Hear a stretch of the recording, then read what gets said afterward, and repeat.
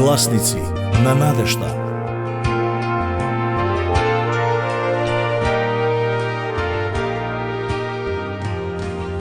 Глава 7. Каков доказ? Некои луѓе се брзи да прифатат се што ќе им дојде во пресред. Не прашуваат за доказ. Тие се како птици кои што летаат насекаде. Се е примамливо и брзо прифаќаат. Некои се премногу бавни за да прифатат. Одбиваат да ги препознаат доказите кога ќе ги видат. Тоа е состојба на умот. Блокирана, затворена состојба на умот. Треба да сме внимателни. Тоа со сигурност е вистина, но ние треба да бидеме убедливи. Со други зборови, кога доказите ќе ни бидат презентирани, тогаш треба да ги прифатиме, јасно, со цело срце и убедливо. Во Јован, 1 глава, од 43 до 51 стих, има докази дека Исус е оној кој го бараме. На другиот ден Исус посака да отиде во Галилеја и го најде Филипа и му рече: "Дојди по мене." Филип беше во Битсаида, од Петровиот и Андреевиот град. Филип го сретна Натанаила и му рече: "Го најдовме оној за кого пишува Мојсей во законот и пророците, Исуса, синот Јосифов од Назарет." "Може ли да влезе нешто добро од Назарет?" му рече Натанаил. "Дојди и види", му одговори Филип.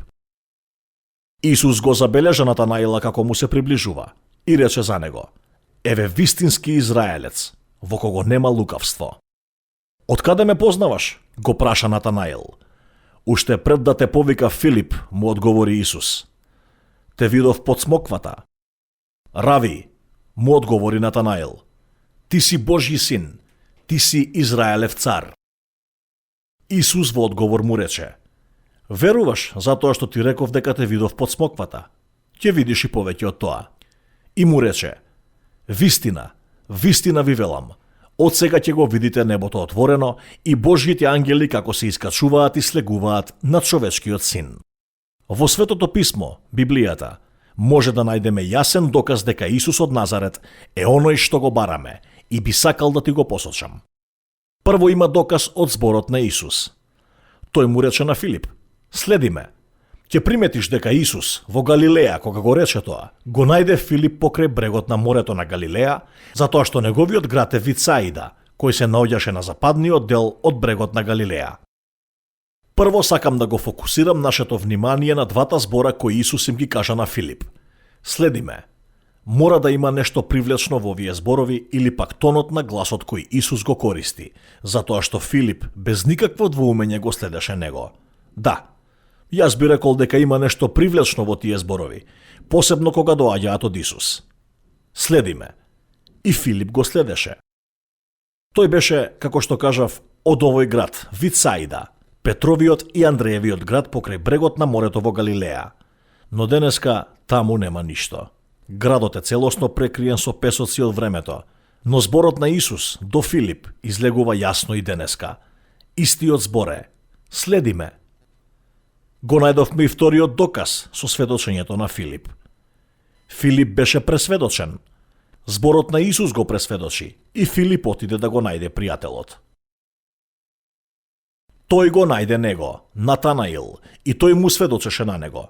"Вистина е", тој рече, "го најдовме оној за кого пишува Мојсей во законот и пророците, Исус, синот на Јосиф од Назарет. Го најдовме оној." Сакам да забележиш колку широко Филип го поврзал Исус со Библијата. Тој кажа: "Мојсей пишува за него и пророците пишуваа за него." Навистина го направија тоа. Сведоштвото на Филип беше точно. Тој тогаш му рече на Натанаил: "Дојди и види." Но Натанаил се сомневаше. Тој не можеше да разбере како може нешто добро да излезе од Назарет. Назарет не беше познат град во тие денови. Тоа беше раскрсница на нациите, бидејќи трговските патишта минуваа близу. Беше раскрсница на народите. И се чини дека исто човечкиот град е важен, бидејќи Натанаил не можеше да разбере како може некој од Назарет да дојде и да вреди многу. Но сведоштвото на Филип, "Дојди и види", ја стави одговорноста на Натанаил. Тој отиде врз основа на сведоштвото на Филип. Третиот доказ е најден врз Исусовата мудрост. Кога Исус го забележа Натанаила како му се приближува и рече за него: еве вистински Израелец во кого нема лукавство. Сега тоа е обид. Нема прашање во врска со тоа. Да имаш таква пофалба, Израелец во кого нема лукавство, тоа е извонредно. Натанаил беше збунет се додека Исус не му објасни на него дека тој го видел под смоквата. Натанаил толку беше трогнат што извика: Учителе, ти си Божји син, ти си Израелев цар. Тој беше во право. Мудроста на Исус го пресведочи и тој даде признание кое е апсолутно точно. Но Исус имаше повеќе поуки за него.